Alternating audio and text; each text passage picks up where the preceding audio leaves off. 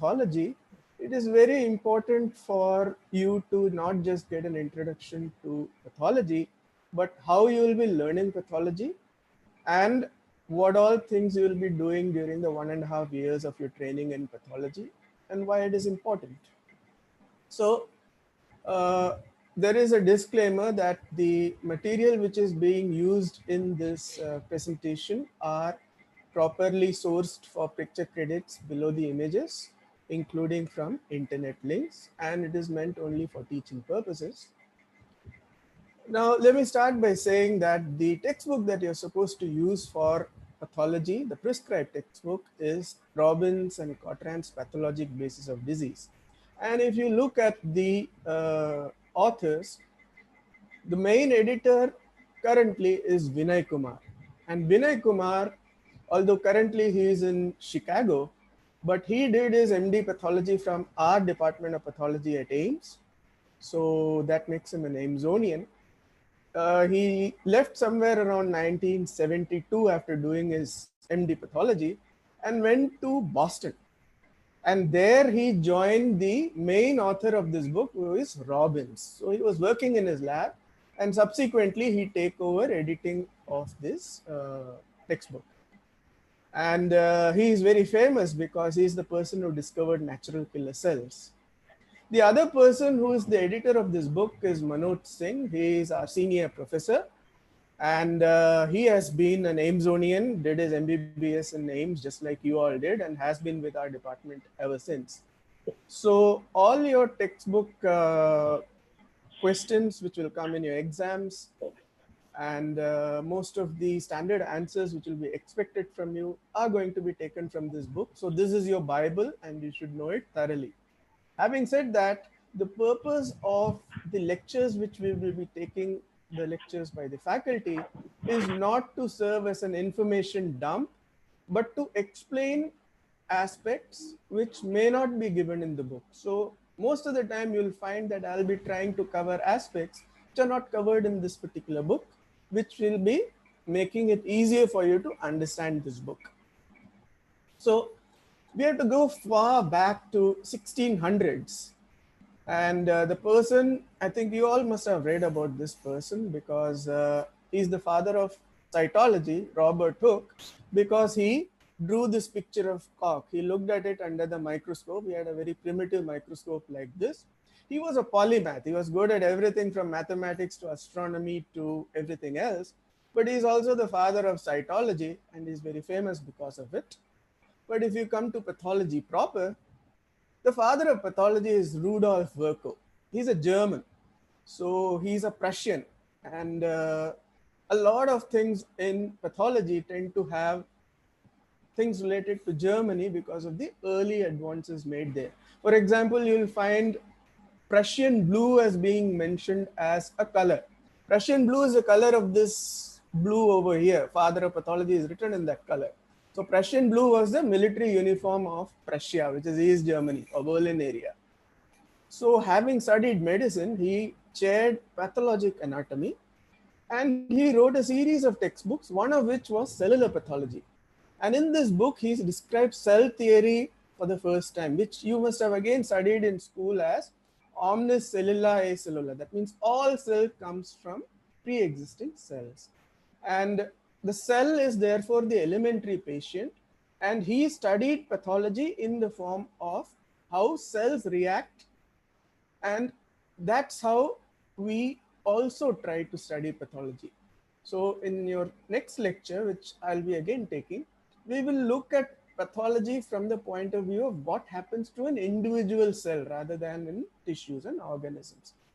The other famous thing which happened to this gentleman, Rudolf Virchow, is a duel with Bismarck. So Bismarck, I don't know if you are aware of it, he was called the Iron Chancellor because of his policy of blood and iron. And a dye called Bismarck Brown, an aniline dye used for dyeing cloth, also used in pathology, also named after him because he was so powerful and famous.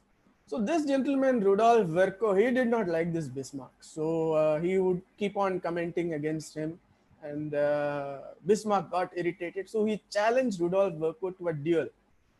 So Virchow replied to him that, okay, if you are challenging me to a duel, Then I get to choose the weapons. So the weapons he chose was sausages. So he took two, he said, I will take two sausages. One of those will be laced with Trichinella spiralis spores or eggs. And the person who eats the normal sausage will be perfectly fine. The person who gets the uh, spore laden sausage is going to die a horrible death. Upon hearing something like this, Bismarck was extremely dismayed. He said, I can't do something like this. Are you crazy? So the duel came to nothing. But because he knew so much about helminthology, pathology, medicine, so he was able to get away with something like this, even to the Iron Chancellor himself. There are lots of things which are named after this person, Virchow. So there is Virchow's cell theory, which you already heard from me. Amyloidosis, which we'll be doing 3 lectures from now, is also originally called Virchow's degeneration. Virchow, in the next chapter, which is inflammation, described the fifth cardinal sign. The Greeks and Romans had previously described the other signs of inflammation, which is functio lisa. That means loss of function. He has described Virchow's triad of thrombosis. Then that comes in the next chapter, which you study. Virchow's cell, lepra cell comes in your infections. And even after you go to clinical medicine, you will come across Virchow's or this left supraclavicular lymph node, which is enlarged in certain GI cancers, also known as Troisius sign. So let's come to pathology, which has been fathered by this Rudolf Virchow. Pathology means the scientific study of disease, and that's why it's important. So far, you have been studying the normal human body. Now you come to study of disease. We broadly divide pathology into general pathology, which is how diseases affect the whole body, and systemic pathology, where how diseases affect the individual organ systems. So before we can start with how the whole body is affected, we first study it at the cellular level and then at the tissue level. So we start with the cell, go to the tissues, then we go to the general pathology, and finally we come to systemic pathology. So there is a very nice book by Majnu and Joris where he has drawn this tree of medicine. So if you look at this, all the branches you have done so far, anatomy, genetics, immunology, microbiology, which you will be doing, pharmacology, these are all the parent sizes. They are like the roots. Even physics, chemistry, histology, they all come together in this general pathology. General pathology tells you how diseases affect in general. From that comes the main trunk branches, which are the systemic pathology. They divide and they go into the individual systems. So even if you go to something like ophthalmology or dermatology, the processes which are involved in the disease process of the eye, disease process of the skin, they will be exactly the same no matter where you go. So what I tell you about the cell as a cell will hold true even in something like neurology. The nerve cell will also react in the same way. Now, before I tell you more about pathology, let's first see what does a pathologist do? What do I do? How do I earn my salary? The function of a pathologist in the hospital is to make a diagnosis. Now, the pathologist can use a large armamentarium of tools to make these diagnoses. But by and large, the main tool or the one that for which we are maximally trained is microscopic examination of diseased tissue. So you have done histology, which is normal histology of tissues in anatomy. We look at diseased tissue. So we are histopathologists. So this could be from surgical excision specimen, that means an operative specimen. Some surgeon removes the organ and sends it to us so that we can look at it and tell what it is. Or a patient might die, in which case we do an autopsy. Most commonly for making a diagnosis, you use a biopsy. So biopsy is a tissue sample. So we make a diagnosis by looking at a small sample which has been removed by the doctor and sent to us. This could be a core needle biopsy which cuts out a piece of tissue and gives it to us. Or it could be a fine needle aspiration cytology, which is what I do, in which you suck out a few cells, have a look at it and decide what it is. You can also do bone marrow aspiration or a bone marrow biopsy. Now, in the old days, a lot of other samples like blood samples used to come to a pathologist. But in the institute now, we have a lot of specialization. So we have hematopathologists who will be teaching you the pathology of blood and marrow. In addition, we have laboratory medicine who look at analyzing the blood samples. So, what should an undergraduate learn in pathology? What are you expected to learn? The most important thing, you know,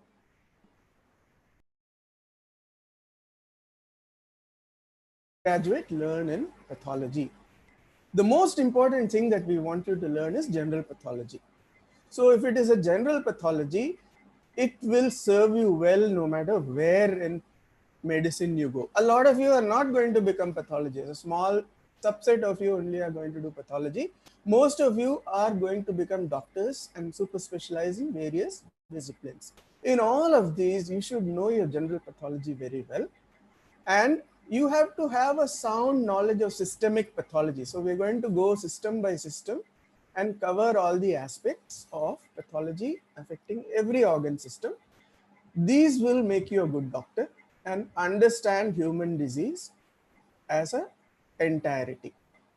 We do have an expectation that you will be able to correlate the pathology which we teach you with the case studies and batch discussion. So in your third semester, the first 6 months, you will have no case studies or batch discussions. Instead, mostly you will have a practical and theory. So lectures like the ones I'm giving you, as well as practical classes where we'll show you slides and you'll cover the basics of general pathology.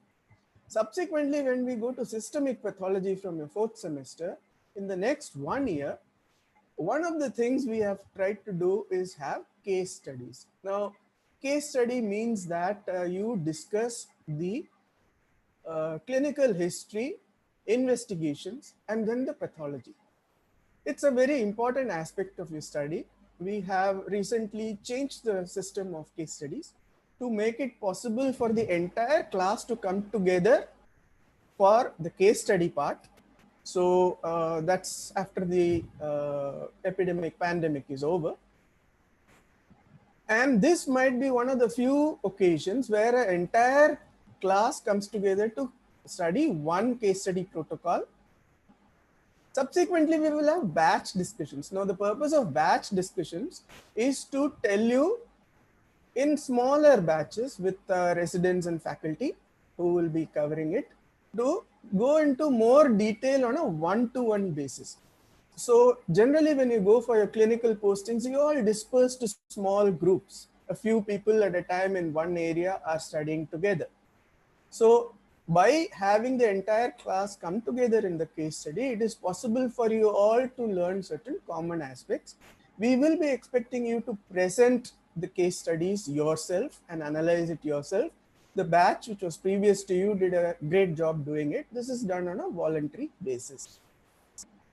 The other important thing that we wanted to learn is how a biopsy diagnosis is done. What should a biopsy or a blood smear look like? That's why we are showing you the slide, so that later on when you take these biopsies and send it to us, you know what we are going to do and what you have done is right or wrong.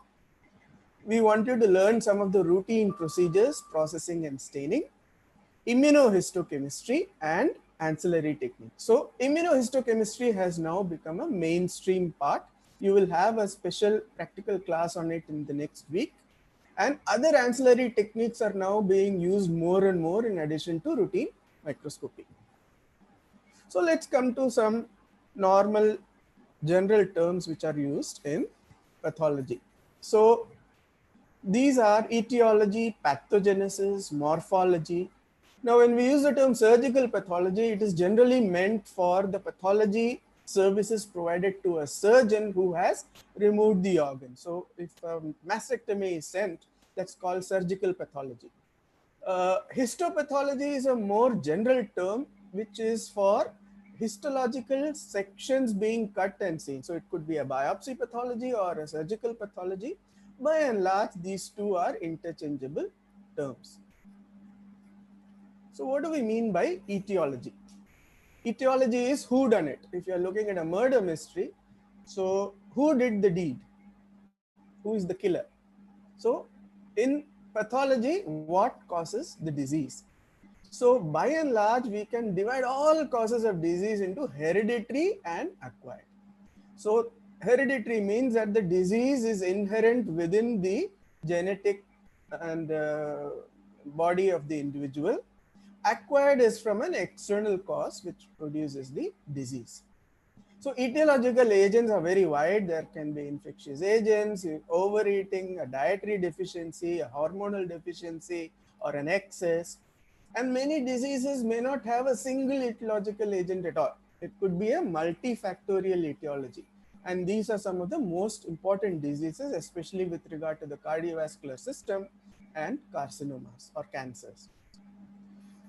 So these etiological agents, as you will see in your next lecture, produce injury in the cell. And that's how we will study. So they produce injury in the cell, the tissue, and the organ. Next, we come to another term, which is pathogenesis. That means patho means pathology or disease. Genesis means how the disease is produced. So what are the sequence of events which happens? In a murder mystery, it would be how was the murder committed? So what all happens? The mechanisms which underlie the disease process. In a nutshell, you can say that you have studied altered physiology. I mean, you have studied physiology and biochemistry. In pathology, there is alteration of the physiology and alteration of the biochemistry which underlie the disease. Then there are other mechanisms which underlie various manifestations of a disease. For example, why is fever produced? What are the pyrogenic substances which are released? So like that, various aspects are covered. And a cure for a disease would be either you remove the etiological agent, which means that the main cause is removed, or you can also stop the disease by removing or stopping the pathogenetic processes. So you may not be able to remove the etiology, but you can stop the disease from progressing further by, for example, if you have a fever, you can give crocin, which eliminates the fever without eliminating the agent, infectious agent, which causes it. Next, we come to morphologic features. So this is the third aspect which is always taught for every disease: etiology, pathogenesis, and then morphologic features. So this is another word for altered anatomy and altered histology. So disease processes change the gross appearance of organs and they change the histology. So gross features, one of the most important things which you will be expected to do is how to describe a specimen. If you become a postgraduate in pathology, then you also need to know how to take sections for a complete pathologic report, for a pathology report to be a diagnosis and complete information to be given. Then microscopic features, that is the micro anatomy, I mean the histopathology. So here again, you are expected to describe the changes and arrive at final diagnosis. At your undergraduate level, simple cases will be given and you will be expected to come to a diagnosis. Of course, at the MD level, every single disease in the body, you have to learn how to make a diagnosis. Last is clinical correlation, which is how clinical features are produced, how the disease progresses, what happens after the disease is well established. Does it resolve? If so, how? What is the outcome or the prognosis of the disease? And sometimes you may have to have a multidisciplinary approach to diagnosis, because in the old days, pathologist used to be the final word. He would give the final diagnosis. Whatever he tells, that is the disease. That's not the case anymore. Nowadays, in a multidisciplinary approach, you can include the clinical, biochemical, radiological, microbiology, pathology, and even response to treatment can be a part of making a correct diagnosis. So for example, sarcoidosis is a disease which is always diagnosed using multiple modalities into account. the other thing in clinical correlation is how to stage a disease. At what stage of it is it? And that will determine what is the outcome of prognosis. And sometimes it will decide the treatment protocol. So you'll find that the clinicians in our AIIMS are always coming to the pathologist and asking questions. How do I treat it? Do I treat it by protocol A or protocol B? That would be based on most of the pathologic findings, or sometimes ancillary tests, especially immunohistochemistry is now increasingly used to make this diagnosis. And CPC, or clinico-pathologic correlation, is sometimes an exercise which we use for teaching, but CPC is something which is done every day. So this is when the clinician and the pathologist talk to each other and do a correlation between what is happening in the patient and what is being seen in the tissues. So having seen what all pathology includes, let's look at some of the methods we use for pathology. Okay, so some aspects of pathology are grossing, processing, staining, and microscopy. So what are these? So you all know this microscope. We have used it in your microanatomy. So you of course know about the objectives, the eyepiece. The substage condenser is very important. The iris diaphragm above the light source is also important. The purpose of the iris diaphragm is that you close it until a cylindrical beam of light without light scattering comes up, which is passed through the condenser. The purpose of the condenser is to focus the light on the slide which is kept on the stage, and it has an aperture using which you can close or open to increase or decrease the scattering of light. The condenser can be lowered or moved up, which will again change the illumination.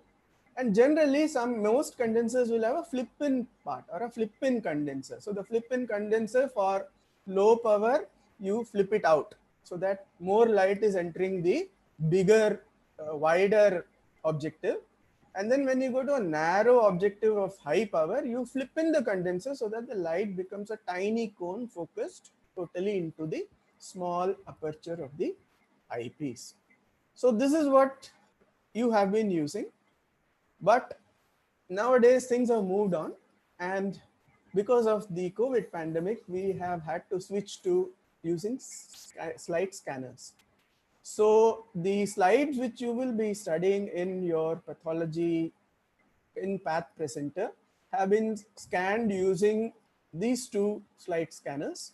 So what is a slide scanner? So a slide scanner has an objective lens just like what you saw in the microscope inside this. There is a special loading tray in which maybe 100 slides are loaded, and the machine will scan the slides. Light will pass through the objective, and instead of going up into the eye of the observer, it goes up into a camera CMOS sensor or a light sensor, which will digitize the image. And so you use a 20x or a 40x objective, and the entire slide is scanned, and the whole of the slide is converted into one very large image. So it takes about half an hour to upload it on over institute internet to the Path Presenter server. Once it is uploaded there, you are able to see it on a computer screen. So we have a computer screen over here also, which is attached to the other scanner. This is a newer model of the scanner, which we use in our department, which is an older version. So the image is now in the form of something similar to a Google Earth image or Google Maps image, a very large image in which you can zoom, and on the net, the particular area comes into view. And you can zoom in, zoom out, rotate, move. If you want, you can annotate also. So it makes it possible for us to disseminate this over the internet. And many departments, especially in Pennsylvania, for example, or Holland, for example, they do most of their reporting using these images only. They have stopped using microscopes. So we keep talking about biopsy. The tissue which is there in your body, it is bathed in water. Water is what keeps all the tissues in place. It's the most important component of our body. we are taking a biopsy or a small piece of this tissue and giving it to the pathologist. Now the pathologist has to cut a section. So to cut the section, you can only cut it when it is hardened or it's very hard.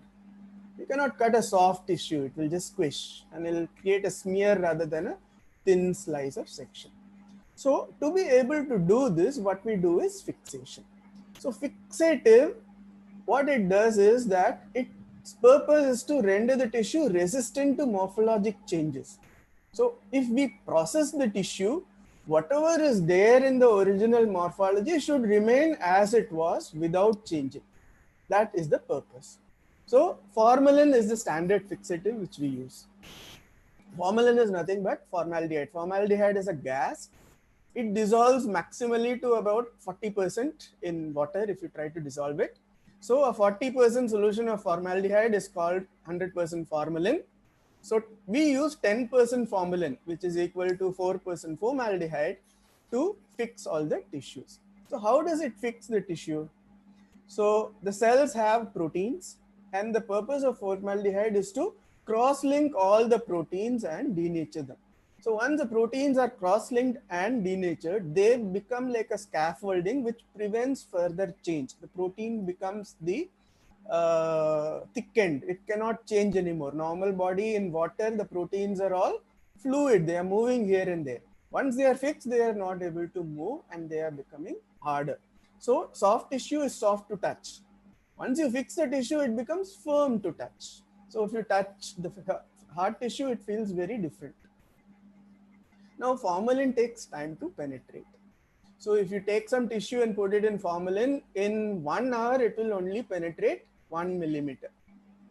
And if you cut a thin slice of say 2 millimeter, in 1 hour from both the sides, if the formalin starts to penetrate, in 1 hour, the two will meet together in the center, and so the whole tissue will get fixed.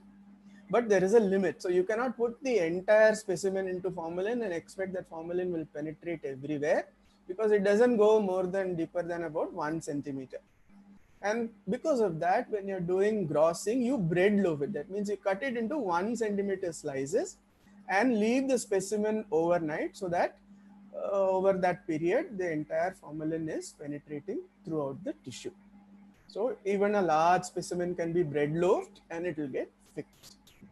Now it is important for you to know that formalin is one of the strongest disinfectants, and it can kill almost all bacteria, viruses and spores.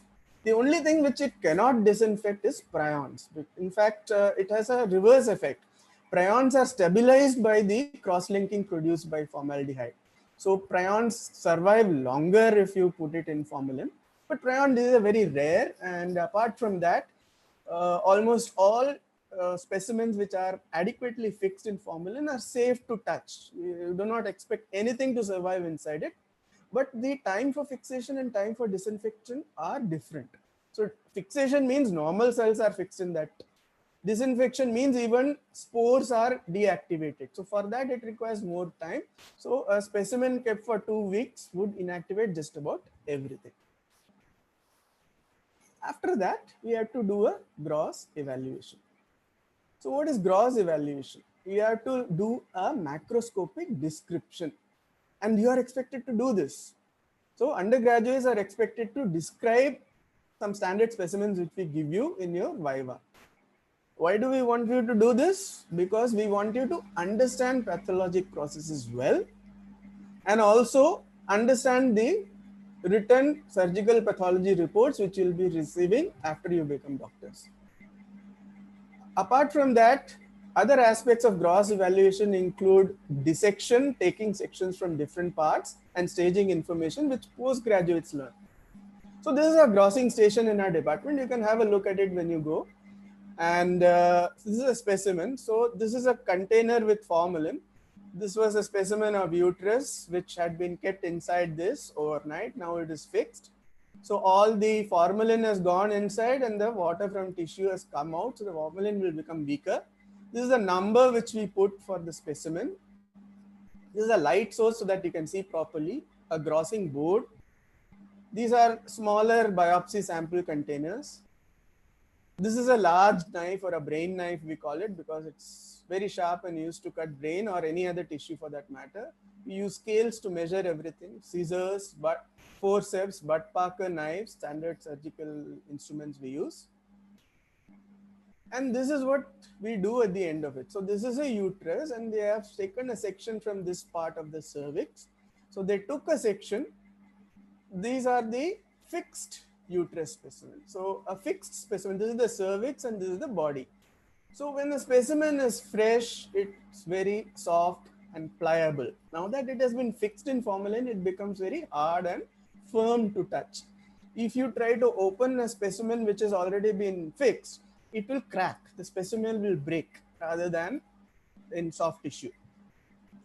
So you take a small tissue, which typically should be around 1 to 2 centimeters in size, not more than that, around 2 millimeters thick, not more than 3 millimeters at any rate. And that specimen you put inside this, what is this known as a capsule. It's a plastic capsule. There is a place here for writing the number, and you put it inside this capsule. So once you put it inside this, what do? You take it for processing. So although the specimen is already fixed to some extent, but fresh biopsy samples, and to complete the fixation, you process it through 3 changes of formalin. Why do we change it 3 times? Because when you put it the first time, some water will come out and the formalin will become little more dilute. And so you change it in another fresh formalin so that the fixation is complete. Once you have changed the fixation, now formalin is a water soluble material. Now you want to make the specimen hard. For that you want to impregnate it with paraffin, which is wax. So water and wax are immiscible. So you have to change the liquid which is inside the tissue. So first you dehydrate it. That means remove the water by putting it through alcohol. So you put it through 70, 85% and 95% alcohol. Okay. Having done that, we now want to remove the alcohol and the remaining traces of water. So you either put it in acetone or 100% alcohol. 100% alcohol is a little difficult to get in India, so we use acetone. You do 2 changes in acetone. Now there is absolutely no water left in the tissue at all. Next, you want to impregnate it with a solvent for the molten paraffin, and that is a chemical known as xylene. So you dip it twice in xylene so that it is completely immersed, and xylene occupies all the interstices.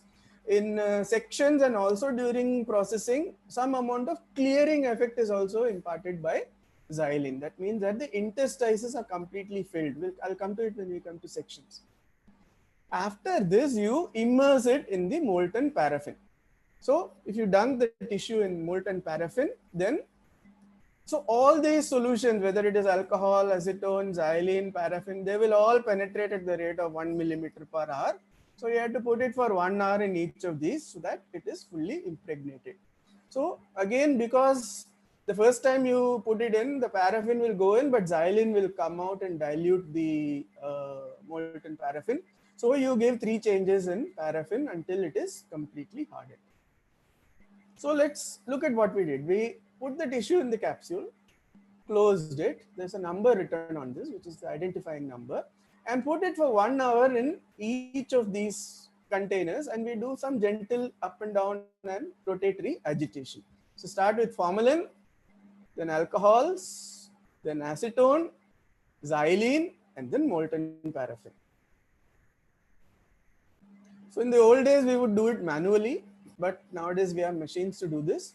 So it is a rotating bucket like this. So the bucket hangs from this lid, which can move up, or it can move little bit up and down to do gentle mixing. So you start with formalin. So 1 hour it will sit there, then the whole thing will come up, and then it will rotate 1 step and go into the next bucket. So it comes up like this. So you look at this, these are the molten paraffin buckets. Now the molten paraffin has to be kept at a constant temperature, so there is a heating element. So you can see the wires going into this, and so these are made out of aluminum or other metallic substances, so that the molten paraffin is kept. These are made out of plastic. They are just containing with the formalin, xylene or whatever, which you can see. These are the other buckets. So the bucket hangs from the lid like this. It will go all the way up, rotate, and then go into the next one. And then once it is there, it will move up a little bit gently. Okay, so now after all this processing, what happens to the tissue? The tissue's consistency has become like wax. So now you want to embed this in molten wax, extra molten wax, so that a block of tissue is made. So it is called a wax tissue block. Once you make this, you use a microtome, which is a knife which can cut the block to make tissue sections. You float the tissue sections in a hot water bath. The purpose of the hot water bath is that it will make the section spread out flat, and then you pick it up on coated slides. So we do this in an embedding station. So embedding station is nothing but a container of molten paraffin, which is kept at a constant temperature, and a spout which comes, which will deliver your wax, molten wax into this. So what we do, this is the spout. Now this is a microtome blade. I'll come to a microtome in a moment. So you take these molds which are like this, and you fill it with molten wax. You press a button and the wax fills it to the right amount. The technician controls it. Then he takes a forceps and puts the tissue. So this tissue, which has the consistency of wax, is now put inside this, and then you cover it with the same capsule which had the number written on it, so that the identity of the tissue is maintained. So it's very important that you correctly label everything. Otherwise, somebody's biopsy will go to somebody else. Then you cool it on ice. You put it on ice until, or you put it in the fridge until it is cold. So the wax is also hardened. So this is a microtome. This is used for cutting section. This is a water bath which I talked about. These are coated slides on which you pick up the tissue section. This is just a rack for keeping the slides. So this is a microtome. Now the microtome has a blade over here, which is disposable, as you saw, and a handle which rotates. And there is a knob for selecting at, say, 3 microns, 5 microns. So like that, you can select the thickness of the section which you will cut. The wax block is going to look like this once it is ready. So this is also wax, and the tissue is also impregnated in wax. So their consistency is similar. Then you move it up and down. As you move it up and down repeatedly, it will touch on this, and a ribbon of tissue will form. It will get joined to each other because the friction of the knife and the block, when the next section comes, joins this together. So what all is there in this? Some part of the wax. So you trim the wax like this to make it little bit smaller, and then it has the tissue and a bit of extra wax which you have poured into it. Then you put it in the water bath. So the section will float in this like this. It will spread out. It is kept at a constant temperature, so that which is ideal for it. It should not be so hot that the wax melts. It should not be so cold that the section doesn't spread. Then you just dip the slide into this and pick up the section like this, and you put it on a hot plate. The purpose of the hot plate is hotter than this. It is hot enough to melt the wax. That means that the section now becomes firmly adherent to the slide. There are various substances you can use to coat these slides. So you can coat it, for example, with albumin, which is what we use in routine histology, or you can put APs, which is charged slide, you call it. That means you can coat it with polyl lysine. So the difference between APs and polyl lysine is that APs can wash off because it's not firmly bonded to the slide, whereas APs doesn't wash off so easily and it stays. The purpose of all these is to make the tissue firmly adhere to the slide. After that, you have to stain it. Once it has been nicely heated over here, you put it on these. You have to put the number on this frosted end of the slide so that the block and the slide are correctly labeled. Okay, you have prepared it. Now you have to deparaffinize it. That means that you have to now stain it by bringing it to water. So I have just reversed the arrow direction. You take the slide, put it in xylene, acetone, alcohol, series of grades of alcohol, and then finally water. So you don't have to put it for 1 hour because it's just a section, just 1 minute will do. Then you stain it with hematoxylin. So what is hematoxylin? That is the color of your nucleus. It colors the nuclei blue. So hematoxylin is prepared as an alcoholic solution. Once it stains, it has a slightly reddish tinge. So you put it in alkaline tap water, or just you can use a tap water substitute or just general tap water. And then you decolorize it. So it is overstained. You can do a microscopic control. So if you have 100 slides, you take out one and you check whether it has been correctly colored. After that, you stain it with eosin, which is the second dye which stains your cytoplasm pink. And then you take it through alcohol, dehydrate through acetone and back to xylene, because now you want to prepare a permanent slide. So no water in the solution. So if you look at this, this is the hematoxylin solution. This is for manual staining. It's a trough. It's a dark blue, slightly reddish tinge solution. This is blue ink. So this is for manual staining. So all the slides are in a rack. We are running the water like this. So normal tap water is also alkaline and it will blue the nucleus adequately. Then you dip it in this 1% acid alcohol. That means that you take 70% alcohol and add 10 ml of HCl per liter. After that, you color it in this eosin and then take it through all of these back. Replace the water with alcohols, acetones, xylene, and then mount in a mounting medium called DPH. Then a permanent slide is produced. So we don't do all that. We do it in auto stainers. In the old days, we used to do manually, but auto stainers with so many buckets will take care of it for you. So we have covered how we do regular standard frozen sections. There are other ways of cutting the section. One is frozen section. So you cut a section by making it hard. So rather than do all the things which I just talked about, which takes 2 days, you can just freeze the tissue and cut it. Extremely fast results. So you can do it even in an intraoperative specimen. So one of the things when you become interns, they will keep sending you with frozen sections to our department. That means you take a small tissue, for example, a lymph node, you run it to the department and you find out, is the lymph node involved by cancer or not? The problem with frozen section is that the tissue morphology is not good because they never fix the tissue. It can be used for certain special stains, like for example, fat stain. So fat dissolves in all this xylene, acetone, and whatever else I talked about. And so fat will go away. So if you want to stain the fat, you have to do a frozen section. Some enzymes, or almost all enzymes, are going to be inactivated by all these fixatives, etc. So you have to do enzyme histochemistry sometimes. Some types of immunofluorescence work on formalin fixed tissue, but many types don't. So you cut frozen sections for those. There are ways to do snap freezing. One is thermocouple. So you use the Peltier cooling. That means a thermocouple which have different conductivity. One end becomes hot and one end becomes cold. So for example, in a PCR machine, you want it to heat to specific temperatures, you use thermocouples. Here you want it to go to -20, use another thermocouple. So this is used in a machine called cryostat, which we use all the time. It's a refrigerated microtome. Other ways of snap cooling are liquid nitrogen and carbon dioxide cylinders. So this is what it looks like. So we have a machine, this is a refrigerator, and there's a microtome inside the refrigerator. So you open the lid like this and you put the tissue on this chuck.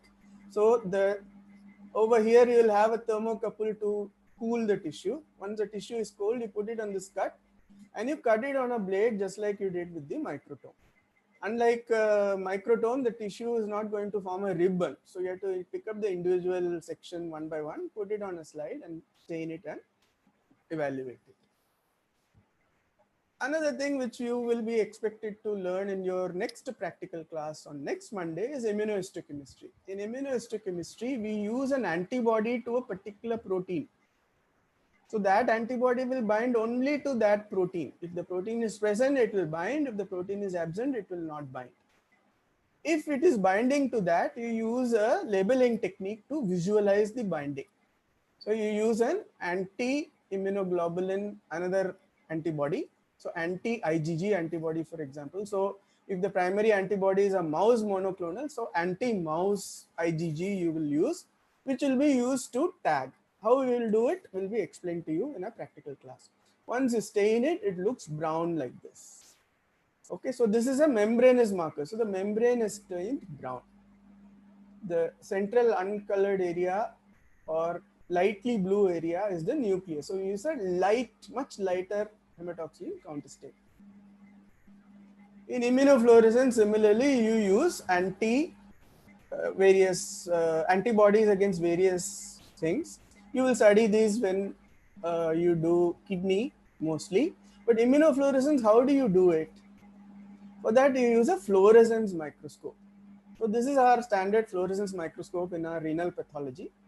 It looks like any other standard microscope like this. There is a face plate because you don't want ultraviolet rays to fall on your face.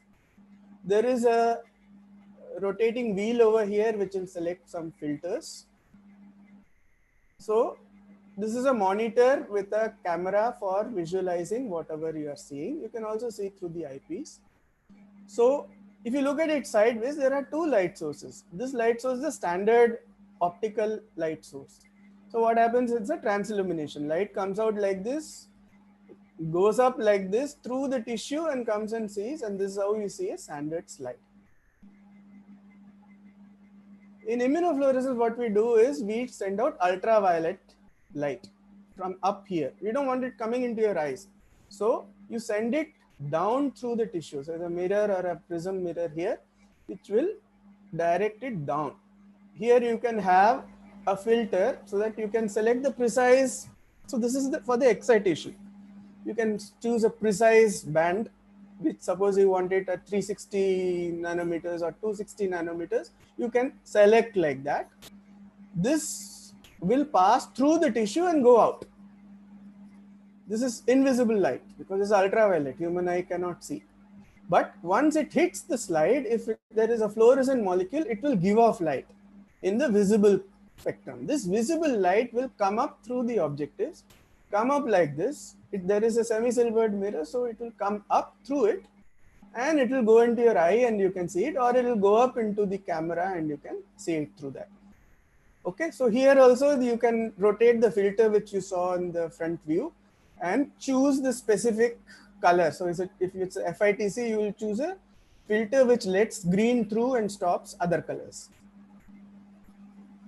Some of the other microscopes in the department, and you might have seen it in biochemistry also, are like confocal microscopes. This is a specialized kind of a fluorescence microscope which uses lasers and pinholes. So by using laser fluorescence excitation and pinholes, you are able to look at precise points inside the object. Even inside a cell, you can look at using the pinholes and changing its position, you can look at precise points on different parts of a cell. Very precisely you can localize. You can even create a three-dimensional reconstruction by slicing the cell like that. And typically you use it for localize things within the cytoplasm or within the cell, where is it present. So for example, they have used a label here for endoplasmic reticulum, a special sign for endoplasmic reticulum in these. So the cell cytoplasm is marked out. DAPI is stained the nucleus, so the nucleus is fluorescing a different color. And hepatitis E virus has been localized. This is by Dr. Panda, who is since retired. And they are looking for the precise localization of where the hepatitis E. So if you combine these three, you find out where it is localizing. You can even do even more precise localization is possible using that. Inverted microscope is a kind of a phase contrast microscope. In phase contrast microscope, you use a plate which stops the direct light, and light from the sides only is passing. So it increases the contrast of everything which is there. So even uncolored, that means that unstained sections can be seen because the light bends around the surfaces. It bends around the nucleus and bends around the surface of the cell. Normally you use it in cell culture. So you use it inverted. So the cell culture is in flat flask. You keep it on this. Light comes from above, passes through this, and using prisms you change the direction and you see it through the eyepiece. So you can move it, see the cells when it is living, and put it back into the cell culture. And the cell culture is either done in carbon dioxide incubators, and you use laminar flows and biosafety hoods. Biosafety hood sucks in the air, laminar flow pushes out the air. So if you don't want the laboratory air to contaminate the cell culture, you push out the air. Another method of microscopy is laser capture microdissection. The purpose of it is to cut out individual cell from within a tissue. So if you want to do molecular biology of the whole tissue, you will get an average of all the cells which are there. What if you want to look at only one cell type and mixture of cells is there?